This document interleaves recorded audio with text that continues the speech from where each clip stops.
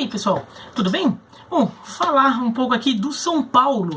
O São Paulo aí foi eliminado aí de forma constrangedora pelo Mirassol, perdendo por 3-2 no Morumbi. Depois de sair perdendo por 2-0, conseguiu empatar com 2 gols em intervalo de 2-3 minutos ali, e ainda ter todo o segundo tempo, mas uma parte razoável do primeiro tempo aí para fazer só um terceiro gol, e na verdade não só não fez, como ainda tomou um terceiro, né? E que soma a uma série de insucessos do São Paulo em torneios de mata-mata, uma série de insucessos do São Paulo, inclusive contra times menores, né? Times do interior de São Paulo e times até da Argentina aí, que o São Paulo tem uma série de eliminações contra equipes com tradição e com um orçamento muito menores que o do São Paulo aí. Se a gente pegar desde 2013 ali, vai pegar Osasco Audax, vai pegar Penapolense, Bragantino, antes da Red Bull, né? E agora tem o Mirassol, né? Tem Colón, Defensa e Justiça, Talheres. Quer dizer, o São Paulo ali numa fase em que realmente o time não consegue atender aos desejos da torcida e o que esse time pode fazer, né? E daí já começou também a caça ali aos culpados, né? Fernando Diniz foi um alvo muito grande. Vi muita gente criticando o Leco, né, o presidente de São Paulo, pela culpa, falando que é tudo culpa do Leco, falando que é tudo culpa do Diniz, e tem gente também culpando os jogadores. A questão é de todo mundo, tá? Acho que é o caso em que é tão gritante que se não tem como chegar e individualizar a culpa. Todo mundo tem sua responsabilidade, todo mundo errou, e a solução passa por resolver todos os problemas, não apenas um. Não adianta demitir o Diniz, não adianta só tirar o Leco, não adianta só trocar os jogadores. Tá? Tudo tem sua parcela de culpa, assim. É que nem... Já falei até em comentários na ESPN, não lembro se eu já cheguei a falar aqui no canal também. É que nem acidente de avião. Não é uma coisa que vai derrubar um avião. Porque se uma coisa acontece, tem outras coisas que evitam que o avião caia. Por avião cair é que muitas coisas aconteceram, muitas coisas erradas aconteceram. Não só o que deu errado, mas os elementos que deveriam... os elementos de redundância, né, que deveriam impedir que aquilo tivesse um efeito tão grave assim. E é o caso aí do São Paulo, né? Então, se algumas partes tivessem fazendo seu trabalho direitinho, os erros da diretoria, os erros do técnico, os erros do elenco não se sobressairiam dessa forma. Porque o São Paulo perdeu do Mirassol.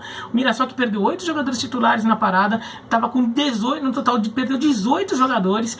O atacante do Mirassol, o Zé Roberto, que foi goleador do São Bento no passado, hein? A torcida de Londrina lembra muito bem do Zé Roberto, porque o Zé Roberto fez 6 gols no Londrina no passado, contando o turno e o retorno.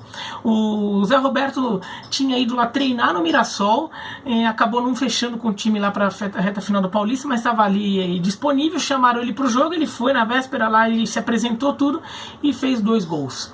Então você vê como, assim, um time nessa condição, o Mirassol nessa condição, é inadmissível o São Paulo perder. Então muita coisa deu errado. Qual que é a culpa do Leco? Bom, a culpa do Leco é que ele tem uma gestão horrorosa, tenebrosa, sem o menor planejamento ali em todas as áreas, em que sabotou alguns trabalhos promissores, como o trabalho do Osório, do Rogério Ceni, do Diego Aguirre, né? Tomou muitas decisões erradas e que fizeram com que esse time não tivesse continuidade. Vendeu muito jogador, e o São Paulo ainda tem a sorte de conseguir vender bem jogador. Então vendeu muita quantidade por bons valores. E mesmo assim não serviu nem para botar as contas em dia, para melhorar a estrutura do clube, para fazer sei lá o que. Não. Muito disso foi gasto em jogador que acabou não produzindo, um gasto ruim do dinheiro, e que acabou, na verdade, fazendo o São Paulo ficar com mais dívidas do que já tinha.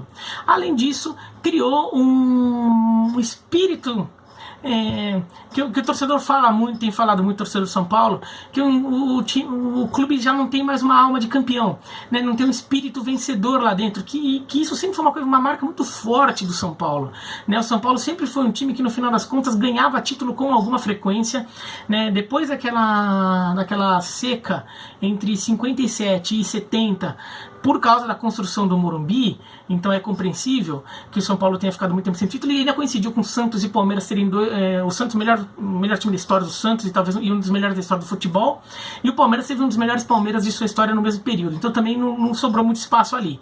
Depois disso, o São Paulo se notabilizou por ganhar títulos com alguma frequência. Era um time que chegava. Inclusive, um apelido do que o São Paulo tinha era time de chegada, né? O São Paulo era um time de chegada, era um time que na hora decisiva chegava e ganhava, né? E o São Paulo perdeu essa alma competitiva, virou um time que aceita derrotas, aceita com naturalidade eliminações. Ah, acontece, perdemos, e aí, tudo. E isso tem a ver com uma diretoria também que não incute mais esse espírito vencedor. Ah, e tá preocupada com outras coisas.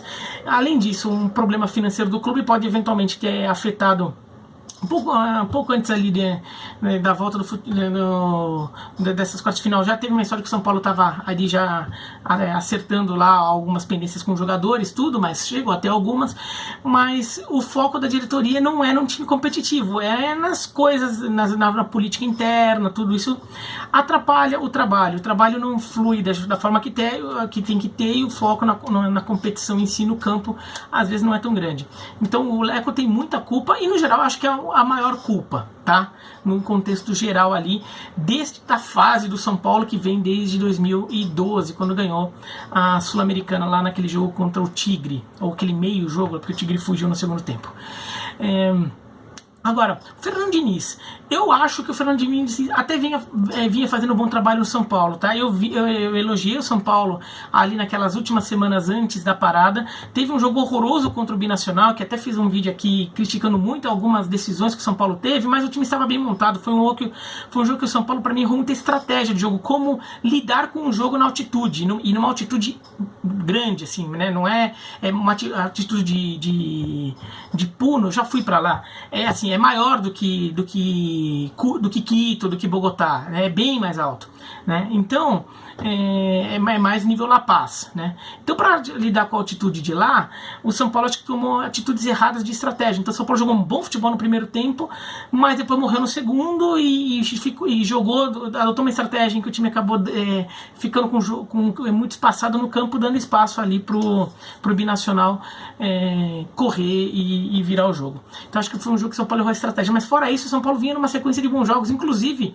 jogos em que o São Paulo não ganhou, mas teve atuações promissoras, em que você via o time começar a surgir ali, mesmo uma derrota para o Santo André no Bruno José Daniel, em que o São Paulo perdeu muito gol, podia perfeitamente ter empatado até ganhar naquele jogo, né? Um jogo que o São Paulo foi prejudicado pela arbitragem contra o Novo Horizontino, e o São Paulo veio melhorando, daí ganha bem do Oeste, daí ganha bem da LDU, ganha o clássico contra o Santos, empata com o Corinthians, mas jogando melhor que o Corinthians. Quer dizer, o São Paulo veio dando sinais ali de crescimento, e a defesa vinha funcionando. O São Paulo tinha a terceira ou quarta melhor defesa do campeonato até a parada do futebol. Então, até que é um ponto fraco crônico dos times do Fernando Diniz, que é a defesa, vinha funcionando até, né? Tava ajeitada, assim, tava tranquilo. O São Paulo não vinha passando tantos sustos assim. Mas agora na volta a coisa deu uma perdida, né? A defesa tá problemática, e daí aí eu acho que o sistema defensivo, tanto a linha defensiva quanto o meio de campo protegendo mal uma linha defensiva que também não tá fazendo o seu trabalho correto, então fica ali com muito espaço, né? O Red Bull Bragantino aproveitou muito a falta de marcação no meio de campo, então o Red Bull avançava com muita tranquilidade até dar de cara com a linha defensiva, né? Com a linha de zagueiros laterais ali. Então o Red Bull tinha muito espaço para trabalhar, então nem finalizou tanto, mas quando finalizou em condições muito boas, tanto que foram 3 finalizações, 4 finalizações no gol, 3 entraram, porque finalizou em condições muito boas, porque havia esse espaço e muita jogada em velocidade que o meio campo não conseguia fechar ali. Contra o Mirassol foi mais ou menos isso, mas daí eu também já vi alguns erros da defesa. Então o Fernando Diniz perdeu um pouco a mão dessa movimentação defensiva. Tem culpa dele aí de não ter conseguido recuperar isso, ou pelo menos fazer uma manutenção do que já vinha. Tudo bem, parou o futebol, mas quando volta você pode tentar fazer atividades para retomar tudo aquilo que já foi treinado, ser recuperado mais rápido, e não recuperou, né? Então o São Paulo estava com problemas defensivos, e problemas defensivos muito comuns nos times do Diniz, e o torcedor do Atlético Paranaense sabe bem disso, o torcedor do Fluminense sabe sabe muito bem disso aí. Cansou de ver gols como os gols do Red Bull Bragantino contra o São Paulo e gols como o primeiro gol o segundo gol, aliás, do Mirassol contra o São Paulo nesta quarta-feira, né? Então, isso é uma questão aí que é uma culpa do Diniz. Além disso, teve gente que culpou o Diniz por um certo ar perdedor, né, por aceitar muita derrota.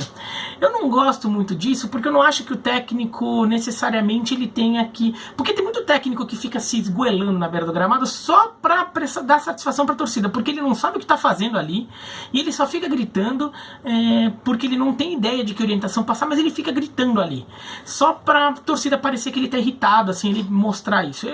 O técnico não precisa necessariamente ser isso. Mas, de alguma forma, o time tava muito... O São Paulo estava muito blasé em campo, assim, aceitando aquilo com uma certa passividade.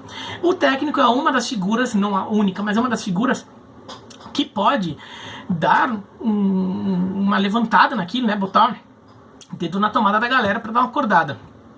Ou buscar soluções para que o time, dentro daquela letargia em que estava, encontre, busque, descubra outros caminhos de fazer aquilo. O São Paulo estava com aquela receitinha de tentar passar, não estava conseguindo, então de repente o técnico está lá para orientar e buscar uma outra saída. Então ele não precisa estar gritando. A inquietude dele não é uma inquietude que tem que ser física, ela pode ser mental, né? Ele pode estar inquieto mentalmente, e provavelmente ele estava. Ninguém gosta de perder. Eu não acho que o Fernando Diniz está tudo ok perder. Eu acho que ele queria, mas ele não encontrou a solução, né? Então isso foi um problema dele. Agora tem também a questão dos jogadores, né? Porque assim, algumas das falhas a gente pode ficar querendo culpar o Diniz, mas também os jogadores estão ali, os jogadores não podem deixar certas coisas acontecerem. O primeiro gol do Mirassol, o jogador sobe sozinho. Eu duvido que escanteio não tenha sido treinado de forma que tenha um jogador da defesa um jogador do São Paulo marcando cada um dos jogadores do adversário que for subir ali. Então assim, eu duvido que o Fernando Diniz treinou uma cobrança de escanteio defensiva e não orientou ninguém, porque para o caso de vir alguém ali como o Zé Roberto apareceu naquela cabeçada. Então, houve erro individual, ou não, se não for de um indivíduo, até de um ou de dois ou três, assim, mas de alguns jogadores de que eventualmente não seguiram orientação, não prestaram atenção na jogada, não olharam um jogador ali que estava desmarcado para ficar em cima daquele cara, atrapalhar ele sobe sozinho, não tem ninguém tentando dividir a cabeçada com ele, mas não tem ninguém nem atrapalhando ele para ele de repente não subir com tanto vigor, com tanta segurança ali, até para escolher o canto onde ele ia botar a bola. Então isso é erro individual também, né? Pode ser um ou dois, aí tem que, internamente lá no São Paulo, eles têm que ver quem tinha que estar naquela bola, quem é que tem que marcar o jogador ou ficar ocupando aquele espaço, ou então quem estava orientado para ficar no Zé Roberto, o jogador do Mirassol que aparecesse por ali. Quem é que estava orientado? Essa pessoa errou. Como a defesa do Palmeiras errou no gol do Gil, no clássico, no Corinthians e Palmeiras da semana passada, porque também ninguém subiu com ele, alguém tinha que ter subido ali, né? Isso daí pode falar, é culpa do técnico, é culpa do jogador também, porque assim, o técnico que treinar uma cobrança de escanteio e não prever isso, ele é muito incompetente e não devia estar lá. E os próprios jogadores vão derrubar o cara e vão falar: ô meu filho, é o seguinte, não vamos refazer esse treino aqui de escanteio, porque você tá mandando eu entrar aqui, o outro entrar aqui, outro entrar aqui, outro aqui, e daí o cara vem aqui de trás e ninguém tá marcando. Você tem que dizer que alguém tem que ficar aqui nesse cara. Os jogadores sabem disso, e tenho certeza que o treino foi feito pensando nisso, mas na hora do jogo não funcionou. Isso daí também tem culpa do jogador. Isso tem que ser considerado. Outra coisa, né? Por exemplo, no segundo gol, o Reinaldo está muito adiantado e não volta. Isso pode ser um erro do Reinaldo, pode ser um erro de posicionamento. Isso daí tem que ser visto internamente sobre como foi treinado um caso de jogada em velocidade num contra-ataque do adversário. Como é que era? O Reinaldo estava no posicionamento que estava previsto? Se estava, erro do Diniz. Se o Reinaldo não estava, erro do Reinaldo, né? Ou se na verdade o erro era um outro jogador que tinha que estar cobrindo o Reinaldo, erro desse outro jogador. Isso tudo tinha que ser, tem que ser visto.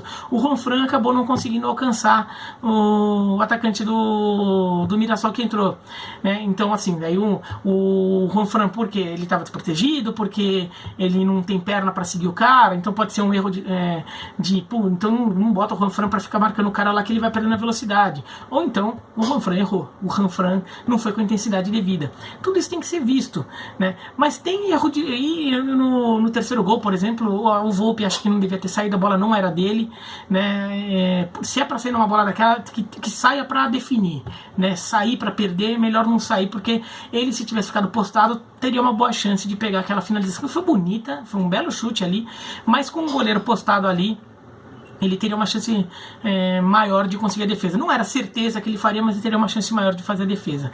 Então, o São Paulo aí teve... E daí também a questão da passividade dos jogadores. Tudo bem, o técnico montou o time de uma forma que não está funcionando.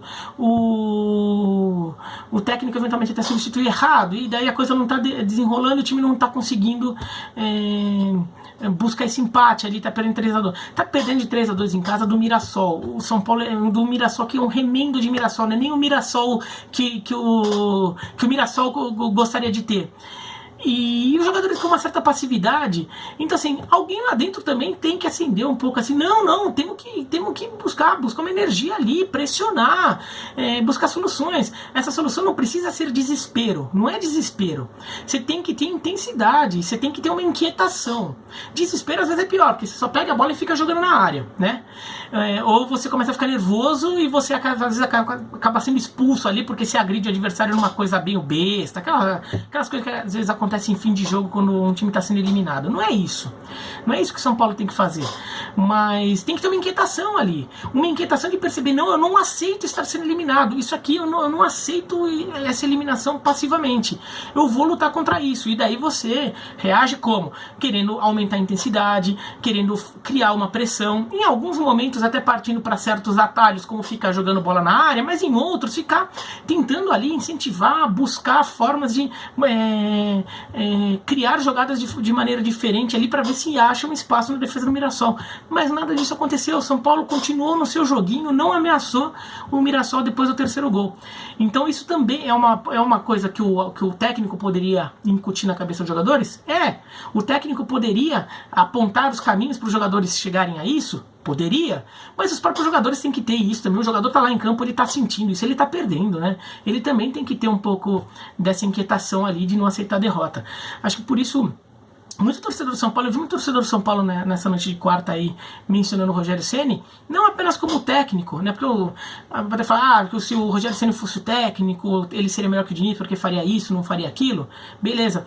Mas acho que onde o Rogério Ceni a falta dele foi mais sentida foi do Rogério Ceni como um líder, como um símbolo de um São Paulo vencedor, um símbolo de alguém que não aceita ver o São Paulo perder, alguém que não aceita perder, não aceita ele perder, né? Seja na função de técnico ou como na função de jogador, né, a ideia, a sensação que o São Paulino ficou é que o Rogério Ceni não deixaria aquilo acontecer não, assim, sem tentar, né? Alguns desses fracassos que foram listados aí recente em São Paulo, o Rogério Ceni até estava em campo, mas o Rogério Ceni, o São Paulino pelo menos sente que ele não deixaria que isso passasse batido.